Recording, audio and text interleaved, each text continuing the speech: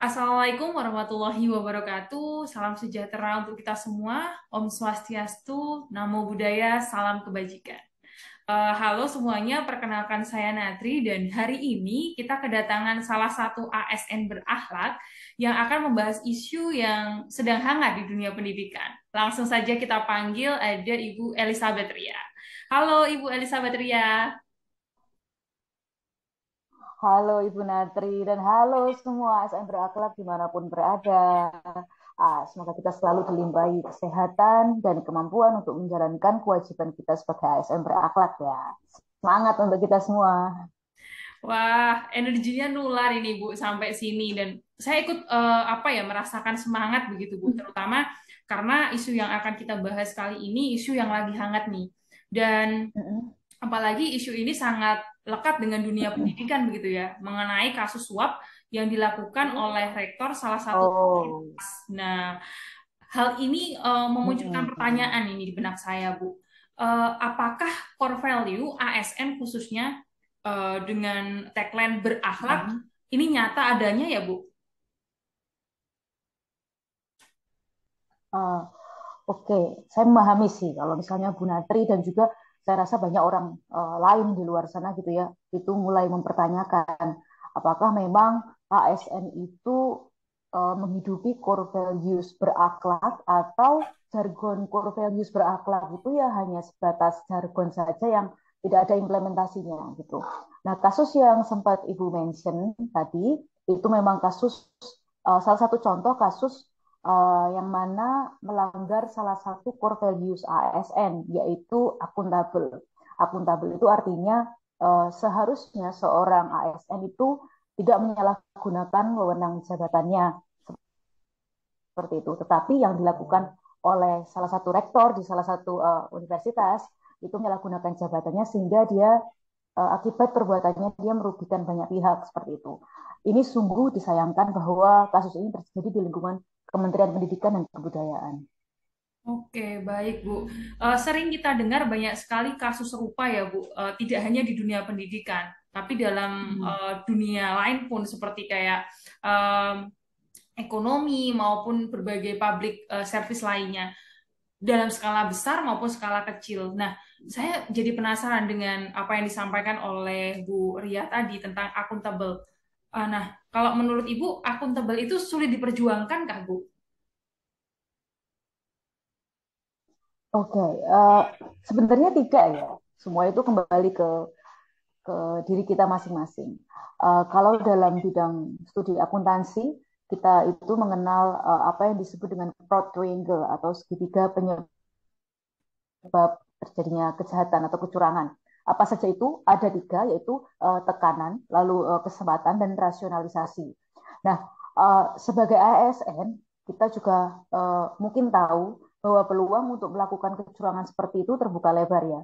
Seperti penyalahgunaan wewenang karena kita punya wewenang di hadapan publik gitu ya. Lalu kita dekat dengan kepemilikan barang milik negara dan kekayaan milik negara sehingga kita bisa saja jatuh dalam penggunaan kekayaan barang milik negara atau barang milik negara itu secara tidak efisien seperti itu.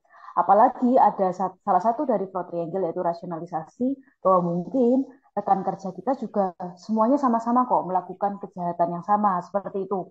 Jadi di dalam rasionalisasi seseorang yang akan melakukan kejahatan itu dia akan merasa oh oke, saya punya teman, saya punya um, apa ya rekan kerja yang bisa melindungi saya seperti itu. Nah, akibatnya karena ketamakan diri dan rasa kurang puas bagi dirinya sendiri dan golongan tertentu membuat kepentingan publik itu menjadi dinomor dua kan dan mereka mengalami kerugian yang besar seperti itu. Oke, nampaknya memang akibatnya sangat luar biasa ya Ibu. Kira-kira ada tidak Bu hal-hal yang inovatif ataupun preventif yang bisa dilakukan itu? Masa hal seperti ini dimaklumin saja kan tidak mungkin begitu? Hmm. Nah, ya betul. Saya juga nggak setuju karena eh, bahkan di dunia swasta pun tidak kita benar-benar melarang hal itu terjadi gitu ya. Nah, salah satu ASN kekinian kita yang inspiratif nanti teman-teman yang nonton ini juga bisa untuk cari atau searching di Google gitu ya. Beliau bernama Bapak Kris Kuntadi. Nah, beliau ini meluncurkan buku yang judulnya Si Kencur. Nah, Si Kencur ini akronim sebenarnya, Bu Natri. Artinya adalah Sistem Kendali Kecurangan. Nah, buku ini itu membahas mengenai rangkaian kegiatan apa saja yang sebaiknya dirancang dan diimplementasikan secara komprehensif oleh pimpinan sebuah perusahaan atau instansi atau lembaga untuk mencegah, mendeteksi, dan mengatasi atau menindak apapun yang terjadi berhubungan dengan kecurangan. Gitu, Bu. Oke, nampaknya inovasi dalam menumbuhkan sikap akuntabel ini menjadi hal yang penting. Salah satunya apa yang diluncurkan oleh Bapak Kriskun tadi, si kencur begitu ya. Dan itu sepertinya sangat penting ya, Bu ya. Betul, Bu. Jadi inovasi dalam merespon isu akuntabilitas pada lembaga negara itu merupakan hal yang sangat penting karena pertanggungjawaban kita itu kepada publik, kepada sangat banyak orang gitu ya. Jadi Mhm. cara-cara konvensional nampaknya perlu ditransformasi dengan mengadopsi ide-ide kreatif yang dimunculkan di buku Bapak Kriskun tadi dengan judul Si Kencur ini gitu ya. Nah, selain itu karakter ASN yang akuntabel itu juga harus menjadi apa ya, harus diinternalisasi oleh para ASN, khususnya juga para ASN muda yang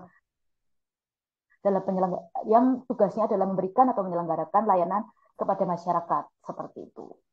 Oke, baik. Sepertinya waktu kita cukup terbatas nih, Bu Ria. Untuk mengakhiri diskusi, Iya. nampaknya saya ingin mengundang Bu Ria untuk memberikan closing statement terkait dengan topik bahasan kita hari ini. Oke, saya mungkin mengerucut ya karena kita membahas mengenai core value yang berakhlak yang akuntabel. Pada bagian akuntabel ini memang kita dituntut sebagai ASN itu untuk punya integritas yang tinggi gitu. Nah, integritas yang tinggi itu sebenarnya tidak menjadi soal, tidak menjadi masalah selama kepribadian kita itu juga memiliki integritas yang tinggi. Nah, kita harus dalam lingkup pekerjaan itu menjaga diri, menjaga hati, jangan sampai kita tergiur pada hal-hal yang bersifat duniawi. Semangat selalu untuk ASN dimanapun berada, semoga kita juga bisa semakin hari semakin berusaha menjadi ASN yang akuntabel. Baik, terima kasih banyak. Ini podcast kita bersama Ibu Ria. Terima kasih atas waktunya dan salam ASN berakhlak.